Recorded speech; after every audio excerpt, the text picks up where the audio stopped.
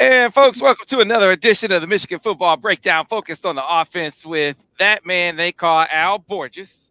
And Al said, "What you got on there, Sam? What's going on?" So Yeah, what's going obviously, on, Sam? listen, people are going to talk about my straps, right? Devin always talk about me walking around with the backpack on one side, and got people walking around. I'm walking around town. They're calling me two straps. Well, listen, today I don't even care about people talking about me with the two straps. This is a neck massager, heating pad kind of contraption. You see, it has the contraption, and it spins around, Al. And this is what happens when I spend all that time with you. I start to get stressed out.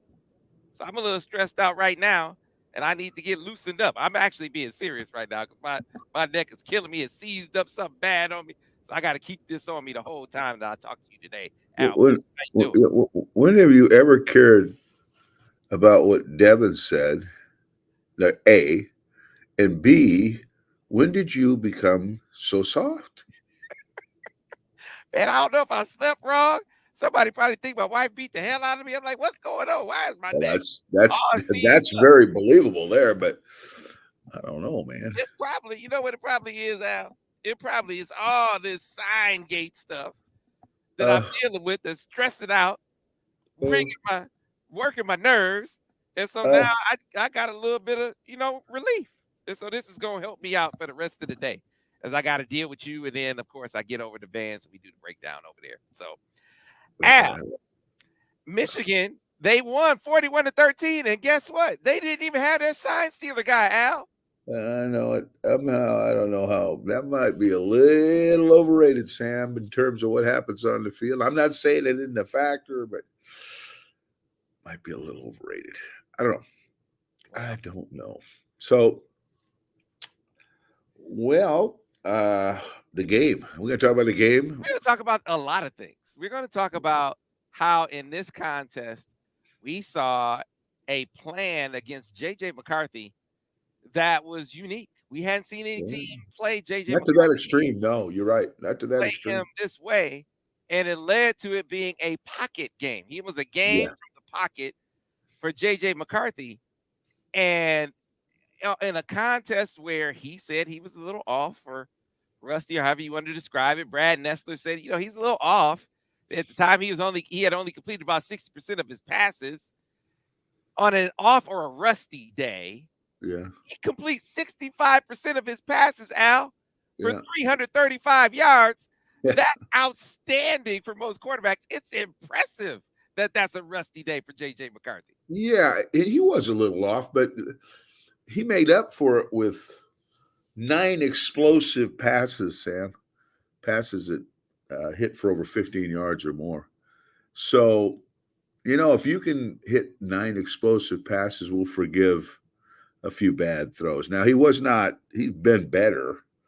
But in this game, because the fact they only rushed for 110 yards, and I want to talk a little bit about that too, he was being called on to do more. Okay. He was being asked to throw in this game 37 passes. Has he thrown 37 passes in any game? I don't think so. Maybe he did last against TCU. I don't remember. But that's a lot of passes and nowhere near what he's thrown to this point in a game anyway. Now, with 37 passes comes some things. Number one is I heard the protection wasn't as good. He threw 37 passes and was not touched on 29 of them. Let me repeat that. He threw 37 passes and was not touched on 29 of them. That's pretty good pass protection. Now, he was sacked 3 times. He was sacked one time totally legitimately, I thought, in the third quarter, I guess. One was on the Hail Mary at the end of the half, which was really insignificant. And there was another one that is escaping me right now. But 3 sacks, 37 passes. I don't like the quarterback hit either, but that isn't bad. He got hit another 3 times after throwing the ball, and there was one roughing the passer call on him, which I don't think the offensive line can control on that, or whoever's protecting. What I could say about protection, it involves more than the offensive line. So every time there's a sack, it isn't automatically on the offensive line. But so in terms of pass protection, they did a pretty good job. Now, I didn't think they did as good a job in the run game. Now, that's, I think, what we have to talk about as much as anything. Okay. We go back because there are some other things in passing game that are very, very relevant. But why did they only rush for 110 yards? We know they rushed for 110 yards. All we got to do is look at a stat, but we need to know why they didn't. Okay. Like Illinois, where the head coach was a year ago, they run an odd 30 defense, okay, which they're very good at even in the early stages of his tenure as a head coach. They do a pretty good job. They're not. Tell folks who are not necessarily football inclined when you say odd 30, what do you mean? Okay, I'm going to Sam. If you'll just be patient, I was going to go into that. Odd 30 front is where they play a three-man line with two stand-up linebackers outside the three-man line. Now, the three-man line is basically plays very tight. They play with their defensive ends in either an head-up technique, which we call a four technique on the tackle, or in a 4-eye where they play inside it. The nose guard will generally play head up on the center, or he'll shade one way or the other. At the end of the day, the defense is condensing the box and making you run the ball to the edges, whether it be off tackle or slightly wide off tackle or around the end. Okay. It is at the end of the day, it's very similar, not the same as, but very similar to old Buddy Ryan's double eagle defense, the old bear defense, very similar. And a lot of the gap control with it is the same. Well, all right, that's a lot of football stuff, man. What are you talking about? They're basically closing down all the inside gaps by their alignment and with their pressures, where they'll bring two guys off the edge. I call it a shark blitz, where they're bringing a safety and an outside linebacker off the weak side or the strong side, depending on what they've called, okay, and returning or slanting the line away from them. And again, canceling gaps inside, making it as hard to run as you possibly can inside the tackles, okay? So this is it. You know, they're making you play in that box with a bunch of people, condensing that box by alignment or by blitz. Okay, so, boy, that was a lot of stuff. I don't know what that means. It was a lot of stuff, Al. So basically, they're making it hard for you to run inside. Yeah, that's it. But just to say that, I wouldn't just say, well, make it hard to you to believe that. Well, why do they do that? You need to know why, no matter how complicated it sounds. That's why. Okay, that's one of many reasons. All right, the play du jour this week was what, Sam? Counterplay.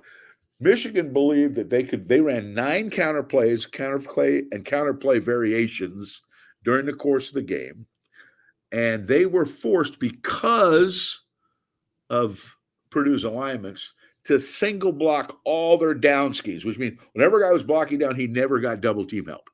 He never got double team help because of the nature of the front. He never got double team help. So every counter basically left the weak inside linebacker unblocked. And he's free a lot. Now, Michigan's thinking, probably rightfully so, was we're going to have Blake Corum or Donovan or whoever the hell the ball carrier is beat that guy, which he, in the past, has been pretty good at. It didn't happen in this game, and that really put a damper on it, okay? So with a weak outside linebacker being free and the shark blitz is coming, they did a nice job a couple times of spilling or making the counter go outside. Michigan did not adjust at times very well to that, and that caused, I think they hit one successful counter, and the rest were kind of average. They ran some split zones. Same stuff was happening. Shark blitzes, condensed alignments, things were tough. So all that said, one other component contributed to it, and they did not have one design quarterback run. There you go. Okay, now let's talk about that. That's the next thing that's got to be discussed. I hope I'm not just doing too much football here. The guys can't figure this out. But for you to separate defenders, one way to separate defenders, is to force them to play your quarterback. That's spread offense. Okay, that's really where spread offense made its bones with zone reads and such. And all that does, and we've already discussed this many times, is those outside guys, those inside guys can play all that stuff just the way I said, and you can read those outside guys. So if they close down, the quarterback pull the ball around the corner.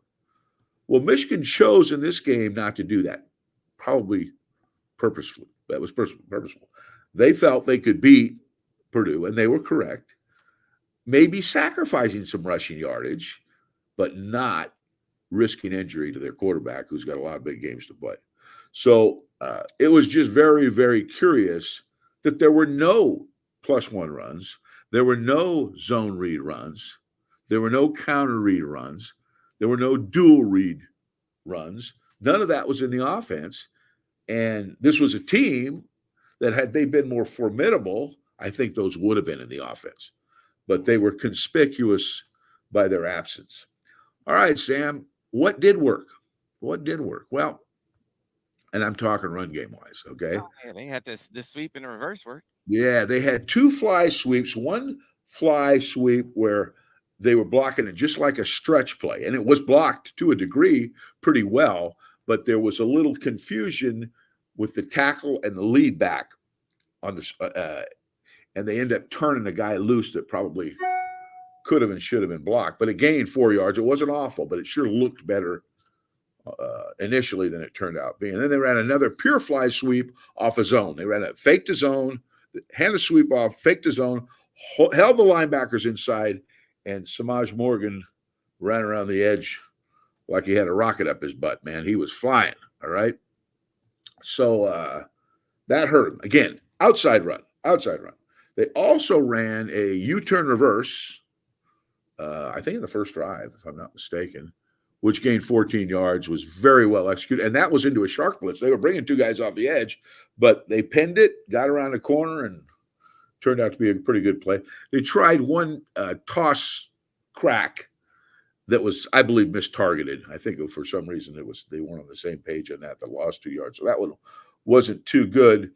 But the few plays that they did run outside, they ran successfully for the most part. They had a pretty good yield on, but they didn't run a lot of balls outside. But in that defense, it's more set up for outside running than it is for inside running. So I gave you the long-winded answer to why they didn't run the ball very well. And I don't even know how many people got it all. All right. Play it again, and maybe you can get it the second time. If I see you ask me a question, I'll see if I can't do a better job. All right, so I'm going to try to do it for the lay people, for the lay folks out there.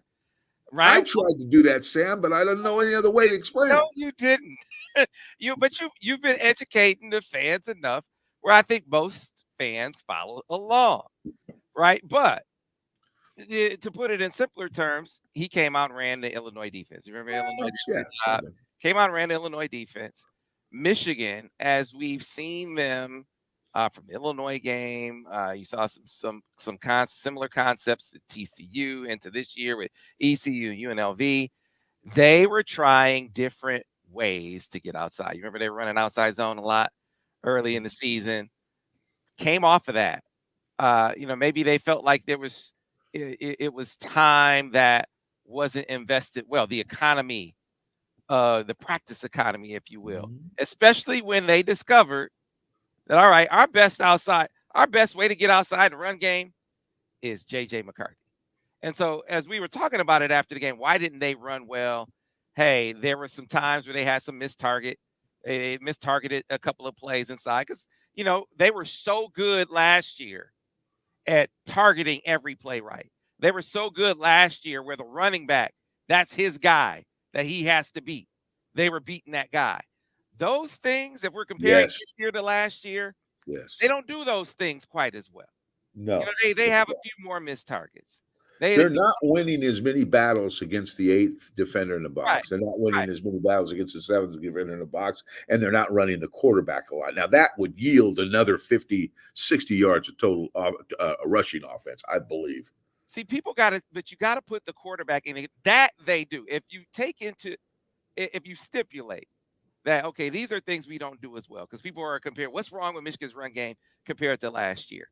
you just laid out, I think, very well in talking about the specifics of this game, the things that they don't do as well as last year. They have a few more missed targets.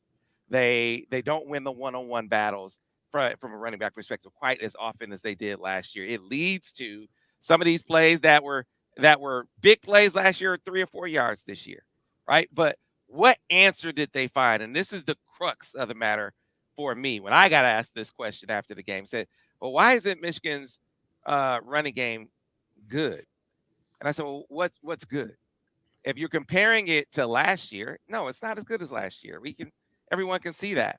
But is it good enough to win a championship?"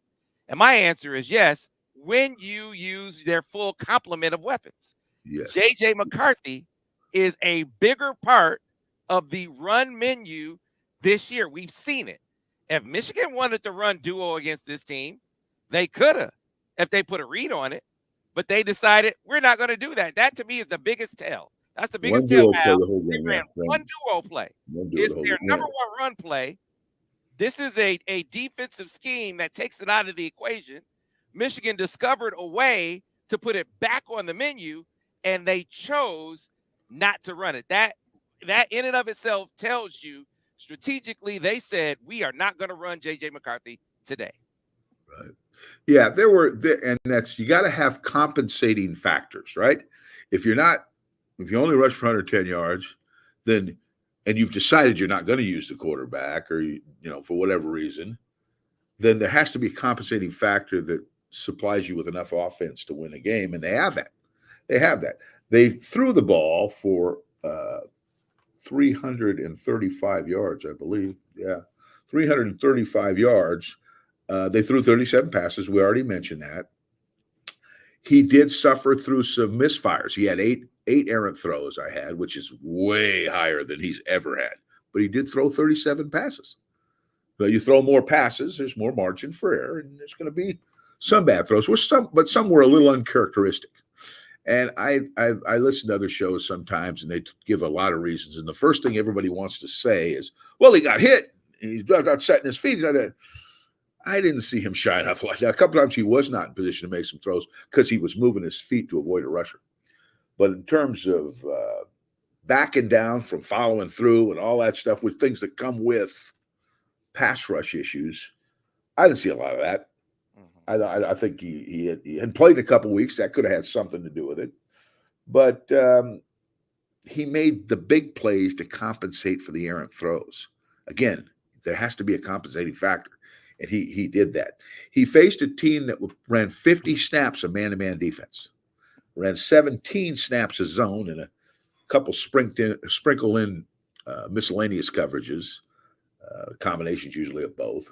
He faced a team, Sam, that the bulk of the time, not all the time, put someone on him to scramble, what I call a spy. Now, what's that? That's a guy that makes himself available. He's not rushing the passer, and he's not really covering because he's not playing what we call a rat player. Because usually the available guy is a rat guy. A rat guy is a guy that drops into the short hole and helps on any crossing routes or option routes, and he's involved in the coverage. And after the fact, he's responsible for making sure the quarterback doesn't scramble. They didn't do that. I saw nobody ratting. I saw the guys, either one guy or two guys, playing JJ to scramble. And depending on other people, to get the pass rush. So what did that mean?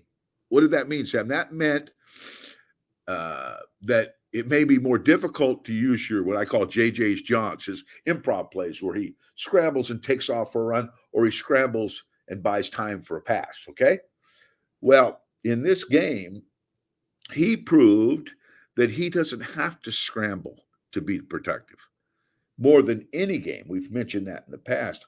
But he had 293 yards out of his 335 passing were all structural. He dropped back, took a hitch, and made a throw. Dropped back, planted his feet, made a throw. Dropped back, maybe hitched once, maybe hitched twice, made a throw. So he did not have to back out. He didn't have to front out. He didn't have to dash. He didn't have to spin. He didn't have to do any of that, and still threw for 393 yards. He only had 14 net yards on improv plays. He had 35 gross yards and 14 net yards on improv plays where he had to move. So this was one of those games that he proved he can be a drop back passer, even though he may have missed a few throws. Okay. Like I said, his protection was much better than some people are making it out to be. Not perfect by any means, but much better. And he created explosive plays. He was hit 6 times. Like I said, there were 3 sacks, hit 3 other times, and there was a roughing the passer call on him too.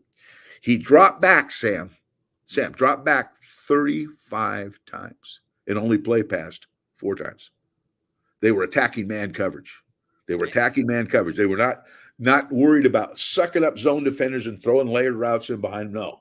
They were attacking man coverage with a multitude of crossing routes, deep crossing routes, over routes. They hit a bunch of them because Roman Wilson is magical at getting open. That's not been mentioned as much. Everybody talks about what he is very talented at getting separation and getting open, and the quarterback knows it.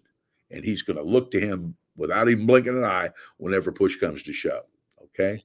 35 drop back passes, 4 play action passes, and 1 screen. That was their approach, and it was an effective approach. Yeah, man. Look, someone made a great. Oh, this is so good. I gotta pull it up. By the way, if you have questions for Al, put them in the comments, and we will get to them at the end of the show. Andrew Bailey said, against Purdue, Michigan was content paying with 1s and 5s, saving the big bills for Penn State and Ohio State. 100% spot on. That is exactly right. That is the decision that they made with the run game, especially. Like, okay, no. We don't have to use JJ McCarthy in the run game to win this game and to win it handily. We think we can still run the football, but even if we don't run it as well, it'll be good enough to win this game. Please believe JJ McCarthy's on the menu running the football versus Penn State. That I don't even have to be in any meeting or talk to any coach to know. Meanwhile, Al, Purdue made a decision. You mentioned the spy. I mean, you got to play. So it's like they said, we are not going to let JJ McCarthy improv us to death. We're gonna spy him.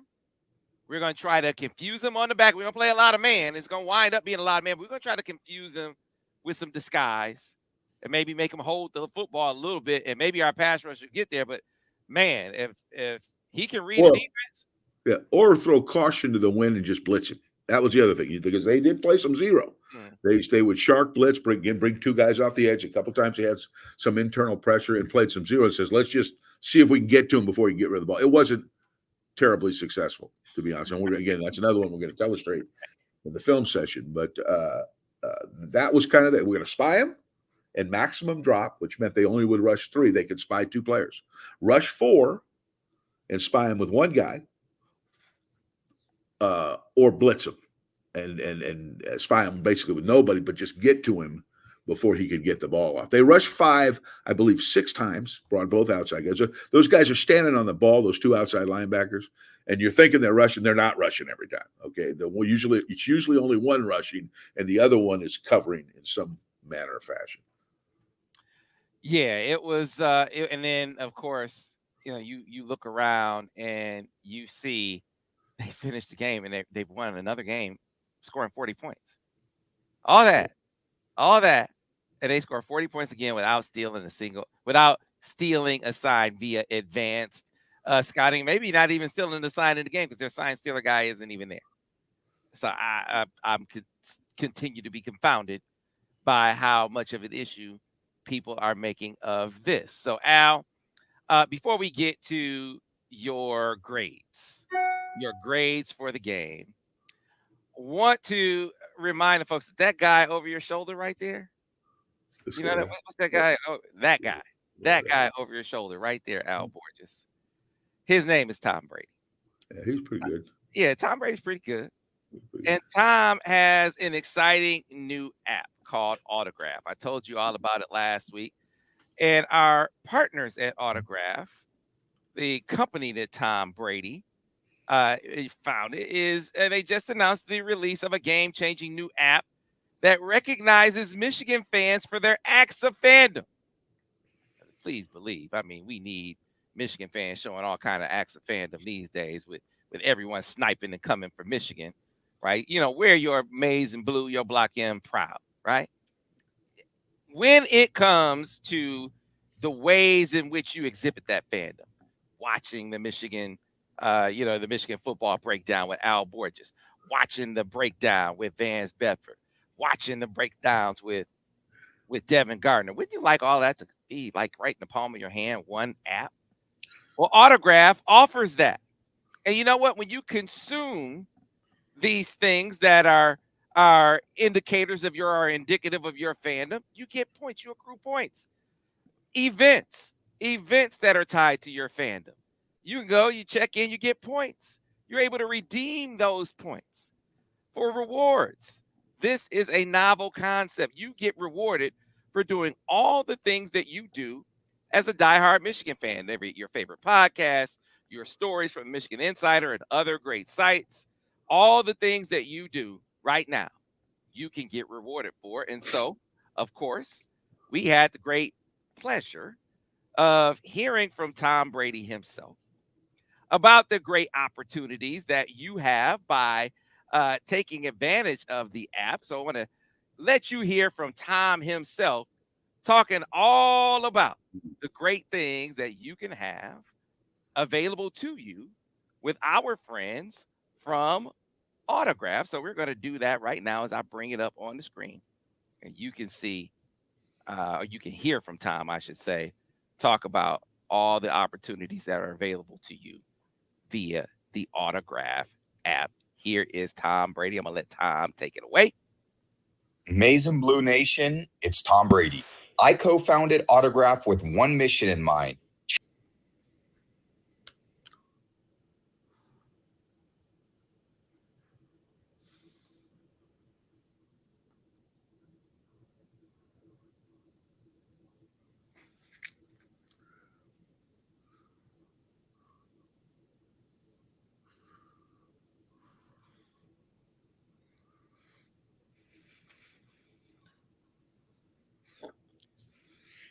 All right, folks. So here's the deal. Folks have been asking me. You heard Tom say, head on over to the Apple site. Look, it's only available for iOS users. I know you're an iOS user, Al. You're an Apple guy. The Droid app is coming. Okay. They assure me that it will be available via Android in the not too distant future. And you too will be able to take advantage of the Autograph app. All right. So for folks who are listening, you can also find it on their website. You can download it link.ag.fan/Sam Webb. Again, that's link.ag.fan/Sam Webb, and the code is Sam Webb, no space. And take advantage. Go ahead and download the Autograph app and start getting rewarded for your fandom. All right, Sam, what would you call me? What user? iOS. That's the What's it? How come I didn't know I was an iOS user? Because you have an iPhone, Al. It's the that makes me an iOS lead. Okay. Yes. Are you kidding me? Well, I feel incredibly enlightened right now, Sam. I don't know, because I was using something I didn't know. Oh my goodness! This guy can give a dissertation on the finer points of football. You're talking to a lot of people who are watching you on the iOS on the phone right now. They're watching this on their iPhones. Yeah, it's good to know I'm a user. I didn't. All right, Al. So tell the people, give them your grade. And by the way, if you have questions for Al, put them in the comment section right now. We will get to them down the line. Right now, Al, give the folks your grades. Well, I didn't. The offensive line, I gave a C. I didn't think they played as good as they could have played, but I do think they protected better than they gave people credit for. People gave them credit for, but that overall play, I had them like 26 minuses. I just thought their game they're much better offensive line than that. I really believe that. But the nature of the scheme and a few opportunities, we haven't said about the coaches. They did the defensive for Purdue ran some tough stuff at Michigan at times. Okay. So all the calls were not clear and sunny days for the offensive line. So in their defense, it wasn't always easy, but I do think they've played better. They've missed blocks that I haven't seen them miss all year. Tight ends, I gave a B. I thought they could have blocked better, but still were pretty much their steady Eddie receiving entity. I gave the running backs a B. They had a couple minuses, but nothing spectacular, but no glaring problems either.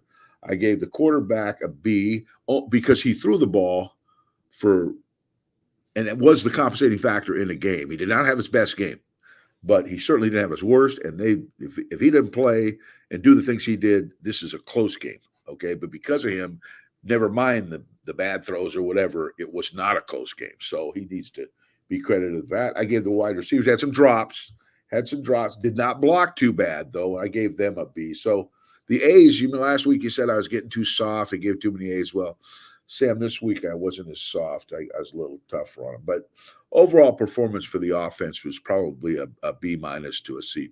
They could have played better. But it was good enough, and it was what they had to do to win this game, not using every weapon at their disposal, if you know what I mean. All righty. So you got all the grades there. And people are telling me you didn't hear Tom Brady. You didn't hear Tom on the app. All right. So see now, let me see. Now I gotta do it again. I gotta show you Tom again. And I'm gonna look at the screen. And if you can hear Tom, give me the thumbs up, Al. All right. Okay. I could hear him at the beginning, but when you flashed to the phones that were showing, it clicked off. Okay, I got you. So let me let you hear Tom's full message. All right, here you go. This is Tom Brady. Maize and Blue Nation, it's Tom Brady. I co-founded Autograph with one mission in mind: change the fan experience for the better. That's why I'm excited to announce the release of a new app that recognizes the biggest Michigan fans. The Autograph Fandom app gives you access to the best Michigan content, fan challenges, and exclusive rewards for diehard Wolverines, all for doing the things you already do, like listening to this podcast. Head over to the Apple App Store and search for Autograph Rewarding Fans and download today. There you go. You heard all that? That's a winner. There you go. You heard it all that time. All right. So what I'm going to do is I'm going to add the audio right to their video, and then you'll be able to see them both and hear them at the same time. All right. So Al, I'd rather listen to him than you, Sam. I know you would, Al. I know you would. That's why you show that picture of you with him every week, and that's your picture. I'm the good-looking guy. He's the guy. Yeah, and then you block Devin out. Why do you block Devin out all the time? Nobody really wants to see Devin. I mean, that's see, the picture's perfect if you look at it. I'm in the middle, and to my my left, and Tom's to my right, and Devin can't be seen. And anytime I want to make a quick disparaging remark about him, I can just see there he is. He's easy to find. All right. Hey, the referral code is Sam Webb, SAMWEBB, no space. Go ahead and get your autograph app now. All right, time to get to the questions. If you have questions for Al, put them in the comments right now.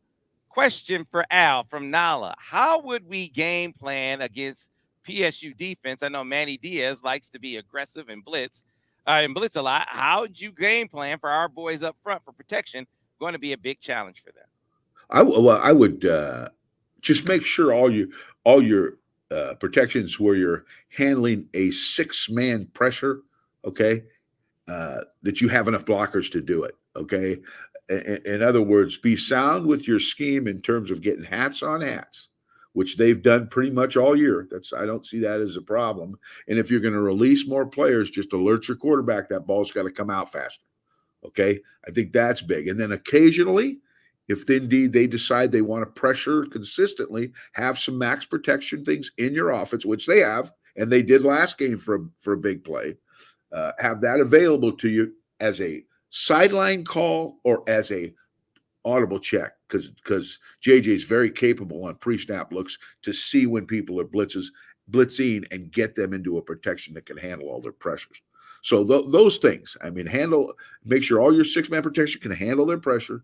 Make sure if you're releasing 5 that the quarterback knows that ball's got to come out faster and have the ability to max protect with a call from the sideline, or give JJ the ability to call in tight ends and check it himself. I hope that answered the question. It did answer the question, Al. All right. Here's another one on Penn State. Kevin Keys said, Coach, I believe Penn State's pass defense is subpar at best. How can we take advantage of that with our passing game? Roman Wilson has gotten better and better they got to figure out a way to deal with him. I'm just telling you. Now, we got good receivers because I love Cornelius. CJ's a good receiver, and but he complements Roman more. where in big games, CJ's come through, and this is a big game, so I think he'll be a factor. But use those tight ends the way you've been using them because they're unique. They're guys that can not only block but can make plays down the field with great spatial awareness, great hands. They too can separate even on smaller, quicker defenders.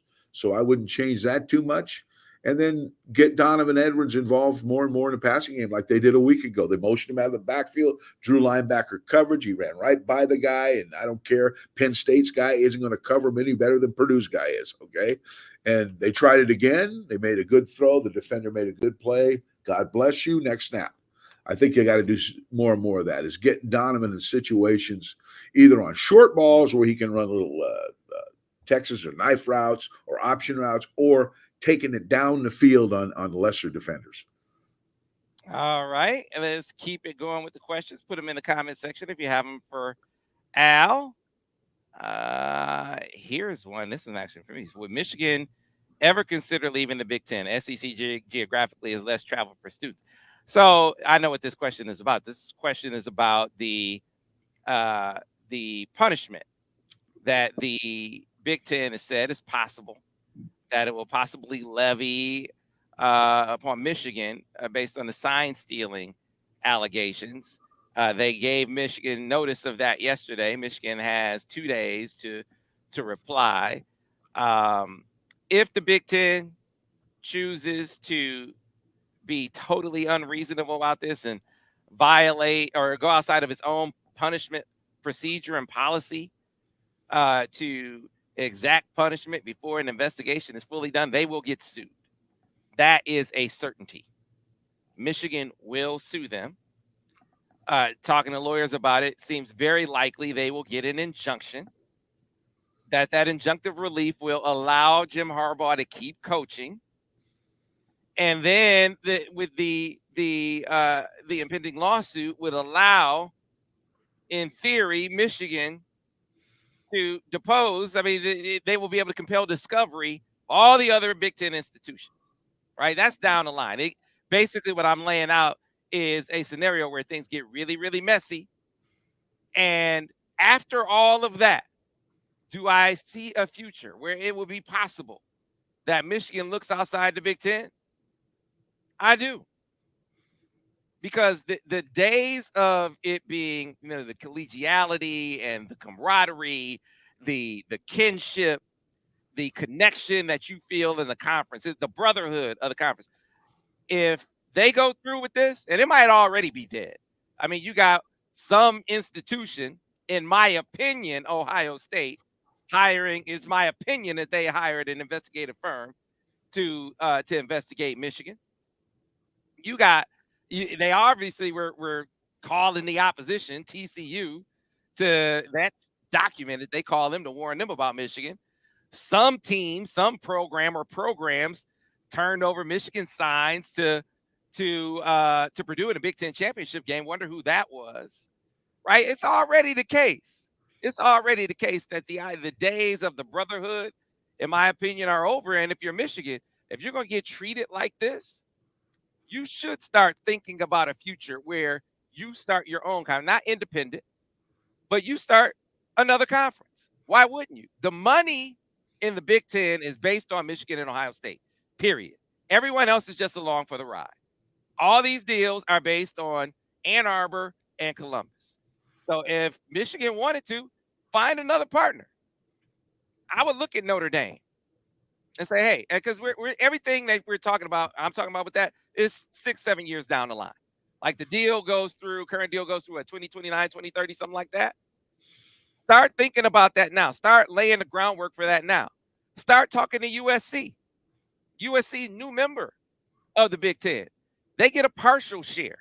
It's like, hey, 7 years from now, why don't you come with us? Why don't you come with Notre Dame and Michigan? Why don't you go talk to Carolina when it might make a lot more sense 6-7 years from now to buy your way out of the grant of rights in the ACC?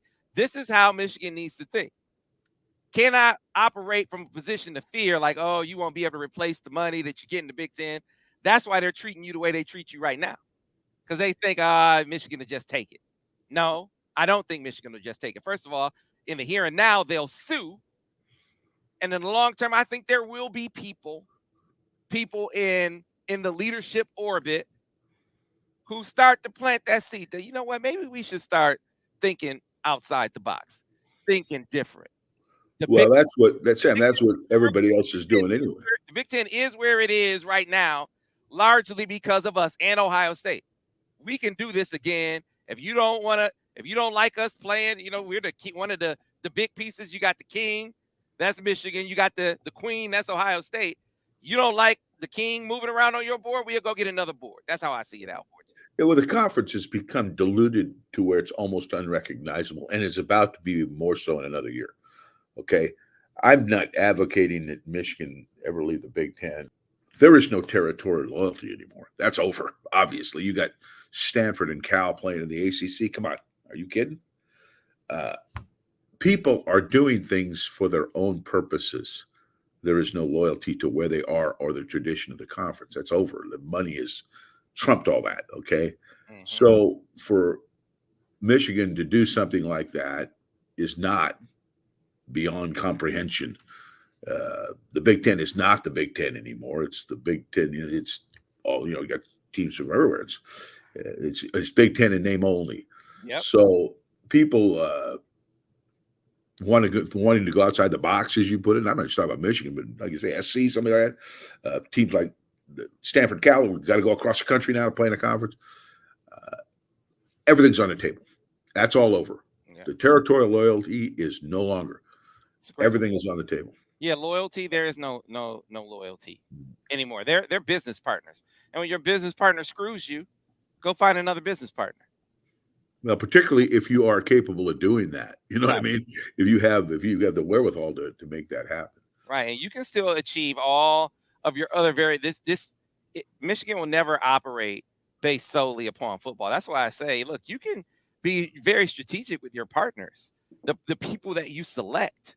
You can be more opportunistic, and you won't have to deal with the likes of a Rutgers. Why should you be in a conference with a Rutgers? You don't need Rutgers. You don't need Illinois. You don't need those schools. If they want to act like, or who was it acting like, or Purdue, whoever it is that has something. No, not sorry, Purdue. I guess Purdue said something. I don't know if Illinois said anything, but okay, you don't need Michigan State. You don't need Rutgers. You don't need Michigan State. You don't need anyone who talks like Rutgers or Michigan State. You'll do just fine without all the also-rans in the conference. Ohio State, hey, let Ohio State anchor the future. If you're Michigan, like you try to poach USC, get with Notre Dame, grab North Carolina, put together a new conference. And this is the kind of, to do something like that, you got to start thinking years in advance. None of these moves are hatched. These big moves are hatched overnight. So if things go down like they're looking like they're going to go down, with the Big Ten trying to lay the hammer down, then I think there's a before that happens and there's the after. And the after involves Michigan, I think, thinking like, okay, maybe we need to start looking at doing something different. Let's go back to the questions. Al Borges. And the next one from Puma Paul. Do you think a team will play pass first and run second against the Michigan offense?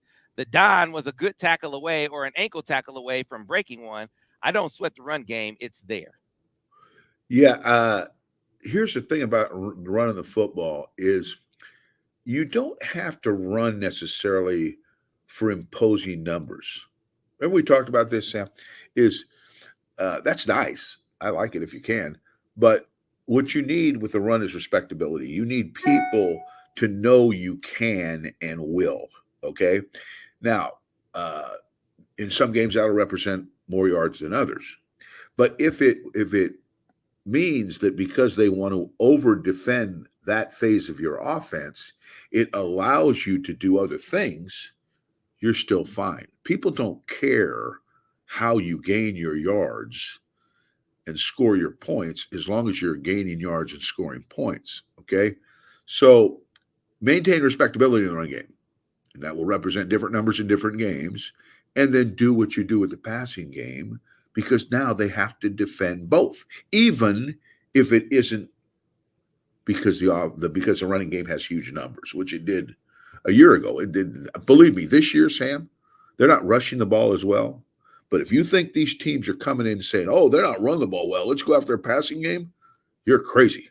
Every defensive coordinator says stop the run first. They even say that on bad running teams, which Michigan is not. So they've got to play that complementary game that allows them to not be one-dimensional. Absolutely. Let's keep on with the questions. As Al Borges is on fire, and I know he already knows the answer to this because we looked at this play. Al, on the 4th and 1, what happened? From TV, it looked like Darius Clemens lost his block on their big edge, who looks like a great player. What did you see, Al Borges? I don't know, Sam. How detailed do you want me to get on this one? It is a wedge play. It's not. They're not reinventing the wheel on this. Okay, what they ran is a wedge play. Let me make that clear. A wedge play. I've heard it called other things. It is not. It is a glorified quarterback sneak. Understand? Everybody steps to the inside and doesn't want to get turned. They want to stay as square as they possibly can, not allowing any leakage, because as soon as you get turned, that provides a crack and a guy slips through and there's penetration. The back is taking the ball right through the middle of the defense, and he may even jump to get over the top, but it's not rocket science.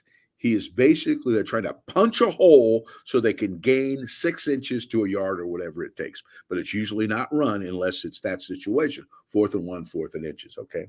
On that play, they had moved Barnhart to tight end, and Barnhart got turned.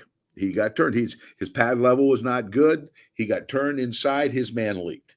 On the wing side, Clemens, 0, was in a staggered stance with his left foot too far back, and he stepped back with his left foot on the snap of the ball, which made his inside shoulder soft to penetration. The guy came inside him and met in the backfield. He met Mullins in the backfield with the guy that had leaked on the other side.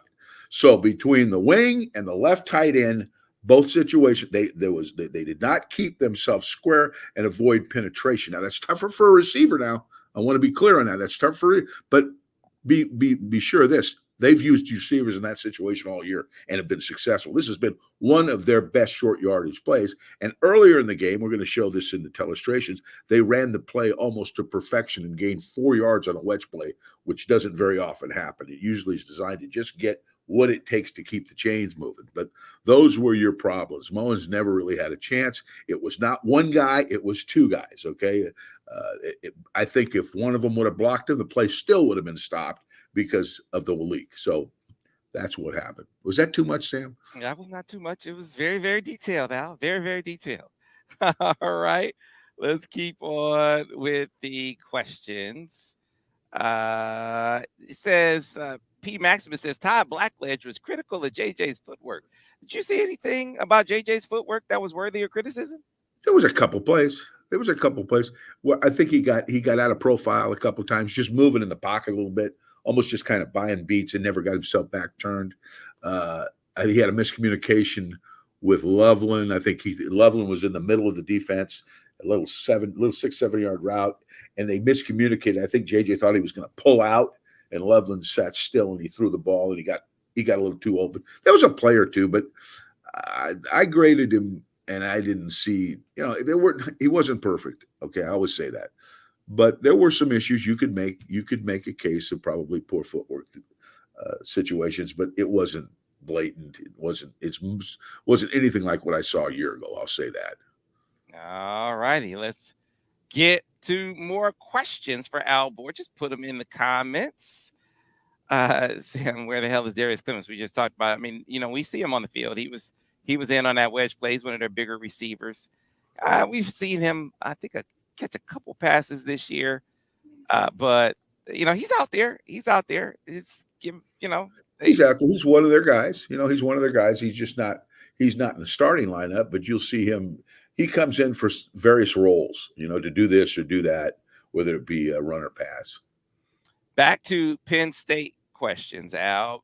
Ben Craphole wants to know, Al, looking ahead to Penn State, how do you feel about our matchups compared to their defense? Any specific spots that really stand out to you as massive pluses or minuses or advantages or disadvantages for us? again, I'm going to mention Roman Wilson. I think he's from the perimeter perspective, he's kind of the straw that stirs the drink. I mean, JJ really is the real straw that stirs a drink. But Roman, I like him against anybody who wants to cover him. Put a dude out there, and I know they got a couple good cover guys. Put a dude out there, he'll win. He's going to win. They're not going to lock him down. So he has to be used as he's been used, and he is good. I think working the inside defenders with tight ends, with Loveland and Barner, I think working the inside defenders, and they've done this, just really done a great job of this over the course of years, working them on verticals, corner routes, and option routes, shallow crosses. They are the lesser defenders for Penn State to me. The linebackers, some of them, not that they're bad players, but they're the lesser pass defenders. Using our tight ends in the inside of the defense on those types of routes, I think are really, really a good approach. And then getting Donovan involved in a multitude of ways if possible. Last week it was motioning him out of the backfield. He did that twice. Well, you may want to line him out in the slot or line him out at wide receiver or do whatever you want to do with him there. Again, working him on the shallows, working him on the option routes, working him on the knife routes, all those types of things. Having a little 3 or 4 play package where you can explore and explore what you have and exploit what they're doing with a guy that's got wide receiver type skills, but is a running back. I think all that's good stuff. So I think the approach that they've used with just some creative nuance to their pass game, I think Penn State's damn good. They'll be challenging, but I would not lose any sleep on the matchups. Speaking of Penn State, so one of our great sponsors here on the Michigan Football Breakdown focused on the defense with Al Borges as our friends at Golden Limo.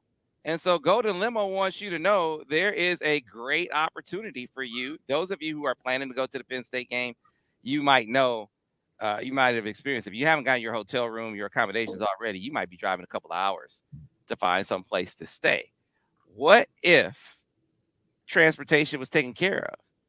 You hop on, just like you see the Michigan football team roll around. You hop on the family, Michigan football fan and family bus that Golden Limo has put together, where you can, have all your travel accommodations taken care of. And just hop on the bus. I'm going to put the link in the comment section for you to be able to take advantage of that bus. The friends of Golden Limo, I know there are a lot of folks here in town. I know some football parents are talking about hopping on the Golden bus and heading on over as well. So again, a great opportunity for you to, especially if you just want to get in there and get out and have your accommodations taken care of, your travel accommodations taken totally and completely taken full care of. You can ride on Golden. The website is goldenlimo.com. I'm going to put the link to the family and fan bus. I'm going to put it in the comment section, and you'll be able to take advantage. Great opportunity. Luxury accommodations. I told you before, anytime we have to have our whether it's executive transport to the airport. I know we took Golden up to Grand Traverse Resort before. Certainly any of these long trips, Golden is the way to go. And they actually have a friend, family fan bus that is heading over. I think it leaves at 3:30 in the morning out of Ann Arbor, and then pulls out after the game, bringing you all the way back. You don't even have to worry about have a celebration on the way back from that victory that Michigan picks up over in Happy Valley. Again, the website is goldenlimo.com. I'll put the direct link to the bus sign up in the comment section. Only 56 slots, and I don't think all 56 are left. Matter of fact, I know all 56 aren't left. So limited space available. So if you want to get in on the bus, you need to act fast. That's from our friends at goldenlimo.com. All right. Sam, I could see you in the back of a limo smoking a cigar after a game, sipping on a martini with your feet kicked up, posturing, talking smack, doing what it is that you do. I can see that's an easy visual for me. All right. I'm going to put the link to the Golden fan tours. But for folks who are listening, we will put a link in the comment section of the podcast. All right. So that way you'll be able to check it out there. If you're listening to this and you want to check out the Golden Bus that's going to Happy Valley, just check the comment section of the podcast and click it there, and you'll be able to hop on. At least while space is still available, because from what I understand, space is going fast. Let's get back to the questions, though. And the next one comes from Adam Shepardson. Coach, do you think our wide receivers and tight ends win one-on-ones versus Penn State's linebackers and secondary? I think Loveland has a huge game. Yeah, I think they will win. They won't win all of them now. I mean, this team's not too shabby. They don't win them all, but they'll win enough that if the protection is as good as it's been for the most part, they're going to get some separation and they're going to create some plays. Because and when the protection isn't as good, the quarterback is going to buy time for them to get separation. So yes, I think what would be one of those games where you look after, oh God, they really covered us good. No, they will on occasion though. There will be times, but the cool thing about that, Sam, is they cover them and the quarterback just buys a beat and takes off, or buys a beat, runs around, lets somebody get free, and makes a big play. So Michigan, their passing game is difficult to deal with because of the skill set of their wide receivers and the quarterback's ability to create plays and throw by structure. Thank you, 293 yards worth of structure this last week. Absolutely. Let's go right back to the questions. This one from Marcus Aurelius Maximus. He's back for you, Al. Says, Al. I love that name, man. Yeah, I thought the rushing and passing game opened up with having threats in motion. Is Michigan moving towards a spread offense again, or does it depend on the opponent? Yeah, don't hold your breath till that happens. But again, another nice feature about Michigan's offense is their ability to be multiple in their sets. Okay, they are a heavy tight end team, and a heavy tight end team is never going to be a spread team. That's not going to happen. But they do have the ability to put in what we call 11 personnel, where there's 3 wide receivers in the game. They don't use much 10 personnel with 4 wide receivers, which really is purely spread looks. But with those 3 wide receiver looks, they can still run their zone read game. They can still run their bluff read game. They can still +1 run with a quarterback if they choose to. So yes, they have within the structure of their offense the ability to implement some spread concepts, but never to be confused for a spread team. I don't see that ever in their schematic at all. Yeah, they got 2 plays that stick out to me in the game where they got free off motion. Of course, Donovan, when they split him out and the linebacker was late getting out there. I mean, even if the linebacker got it out there on time, he's getting beat. He can't stay with Donovan Everson. And the one time where they sent Tyler in motion, they brought him back. We're going to illustrate that one. Yeah, they did. Yes, that was huge. They very, very crafty the way they did it. They ran a multiple crossing route with running picks. They reverse motioned Morris, was it? Yeah, and he came back and on 3rd and I think it was 6 or 7, something like that. Hit him in a flat for a big gain. So yeah, they have ways to shift and motion and do all that kind of stuff so that it's hard for the defense to get their cleats in the ground and sit there and look at, oh, here's the formation, here it comes. They don't do much of that. Mm-hmm. All right, Al, here is another one about Penn State. DJ Hammond wants to know, who do you think is a bigger threat, Drew Aller or the outstanding running back, Nick Singleton? I think Singleton's a good back. He is. But they're going to make or break their fate based on Drew Aller. Drew Aller's got to bring his A game to have a chance to beat Michigan. They are not going to beat Michigan with only Singleton. Now, he can do some stuff and he'll make some plays. I'm not saying, but if they want to score the amount of points they need to score, it's going to have to be with a balanced approach, and Aller is going to be the catalyst for that. Yeah, Hasib Sadat wants to know, Borges, do you think JJ will even be in till the 4th quarter? I mean, he doesn't play. Yeah, I think he will be in. Yes, I do. This one ain't going to be easy now, particularly there. I'm sure they got all kinds of pomp and circumstance ready. I haven't heard, but is it a whiteout? Probably. I don't even know why.